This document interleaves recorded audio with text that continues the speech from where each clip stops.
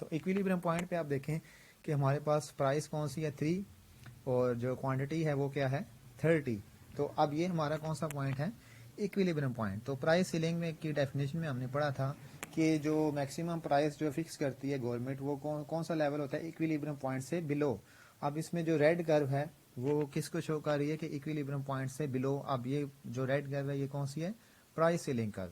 اب price selling کرو میں دیکھیں کہ ہمارے پاس پہلے جو ایکویلیبریم پوائنٹ تھا وہاں پہ کوانٹٹی 30 تھی اور جو پرائس تھی وہ 3 تھی.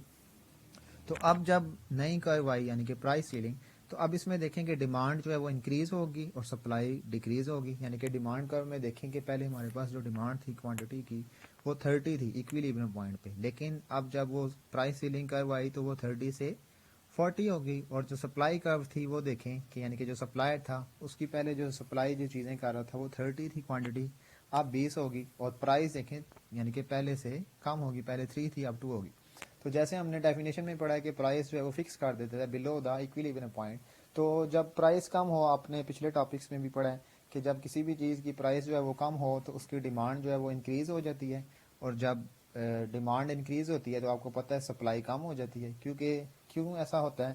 کیونکہ جب کسی بھی چیز کی پرائس کم ہو تو ایک جو بندہ چیز نہیں بھی لے رہا ہوتا تو جب پرائس کم ہو تو وہ بھی لینا شروع کر دیتا ہے, اور جو پہلے سے چیزیں خرید رہے ہوں وہ اپنی جو ڈیمانڈ ہے وہ بڑھا دیتے ہیں. تو اس وجہ سے پھر وہ جو ہے کون سا پوائنٹ آتا ہے شارٹیج کا, یعنی کہ ڈیمانڈ جو ہے بڑھ جاتی ہے سپلائی کم ہو جاتی ہے, یعنی کہ demand greater than supply is equal to shortage. تو پھر شارٹیج کا پوائنٹ آ جاتا ہے.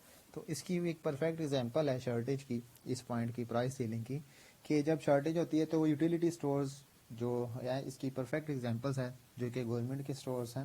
تو گورنمنٹ کیا کرتی ہے کہ جب شارٹیج ہوتی ہے تو یوٹیلیٹی سٹورز پہ اپنی چیزیں یعنی کہ پروڈیوس کروا کے یوٹیلیٹی سٹورز پہ بھیج دیتی ہے تاکہ جو عوام کی جو ڈیمانڈ ہے وہ پوری ہو سکے. یعنی کہ سپلائی جو ہے وہ اپنی جو بڑھا دیتے ہیں یوٹیلیٹی سٹورز پہ, اور جب وہ کیونکہ وہ بڑھا دیتے ہیں اور کم پرائس پہ, یعنی کہ جیسے آپ نے پڑھا کہ پرائس سیلنگ کیا ہے کہ ایکویلیبریم پوائنٹ سے بلو, ایکویلیبریم پوائنٹ سے جو بلو پوائنٹ ہے وہ ہمارا کیا ہے پرائس سیلنگ.